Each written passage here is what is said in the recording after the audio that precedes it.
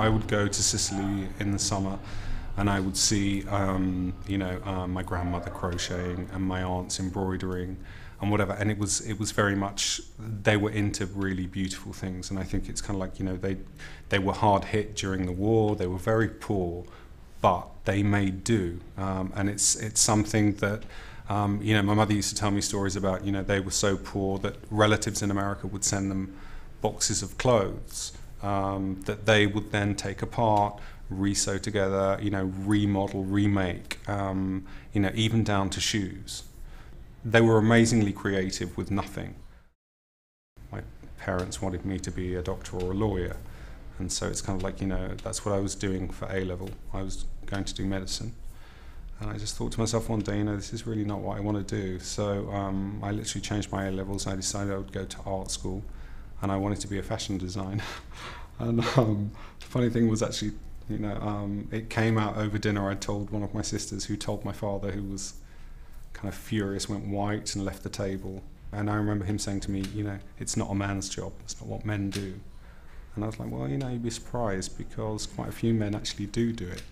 So anyway, it was never talked about until then. I was at college and I was styling for a magazine called The Face, and I would send them home.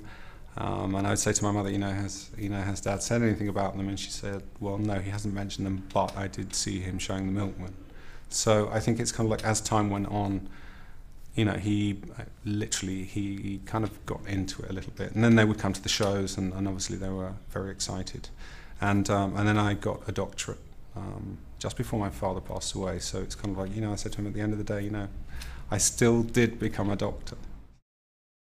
If you think what we consider to be artistic and novel and cutting edge, if you like, in Britain, is very much born from hunger. In Italy, it isn't, because it's kind of like, in terms of, and not just in terms of food, but everyone is well fed here. I think in England, from nothing people create. Here we're probably a little bit more conservative. And don't get me wrong, it's kind of like in certain things that I do, I tend to be more conservative since I've been here. I just guess it's one of those things, it's much more laid back, and it's, why bother, it's fine. Whereas in England, you suffer more. I would probably have been a DJ, but I did want to be a priest when I was a kid, because I kind of liked the idea that life was, amazing and beautiful and kind, and I could wear a cassock. But then that kind of went out the window because I was forced to go to church by my grandmother, and so I thought, no, I don't want to be a priest. And I did want to be an actor, but I could never have remembered my lines. So I guess fashion was kind of easier.